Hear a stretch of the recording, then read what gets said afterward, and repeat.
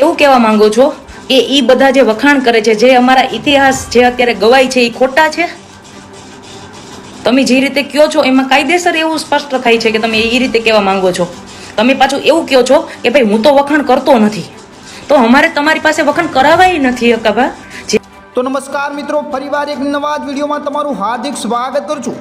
તો મિત્રો, તમને ખબર જ હશે કે હાલમાં તળાજા ખાતે જે ગીગા ભમ્મદ નામના યુવકે જે ચારણ ગઢવી સમાજ અને સોનલ માતા વિશે જે અપશબ્દો બોલ્યા હતા, અને એ જ વિવાદ મિત્રો હાલમાં જ એ વિવાદને લઈને મિત્રો હાલમાં જ મનીષાબેન આહિરનો પણ એક વિડીયો સોશિયલ મીડિયામાં વાયરલ થઈ રહ્યો છે.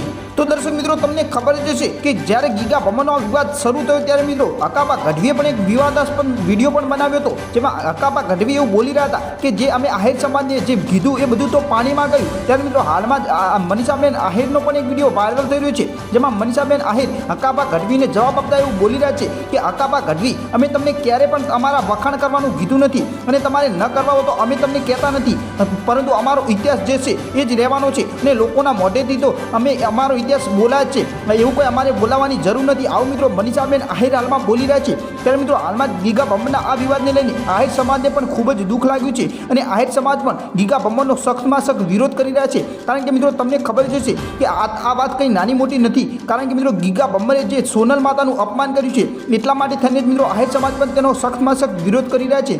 ત્યારે મિત્રો હાલમાં જ અનેક પ્રકારના કલાકારો એટલે કે મોટા મોટા કલાકારો પણ આ ગીગા ભમ્મદનો ખૂબ જ વિરોધ કરી રહ્યા છે. તો મિત્રો તમે કોને સપોર્ટ કરવા માંગો છો નીચે કોમેન્ટમાં દર્શાવવાનું ભૂલતા નહીં. અમે કોઈ પણ પક્ષનો વિરોધ નથી કરતા મિત્રો, પણ જે સાચી હકીકત છે એ તમારી સામે લાવવાની કોશિશ કરી રહ્યા છીએ.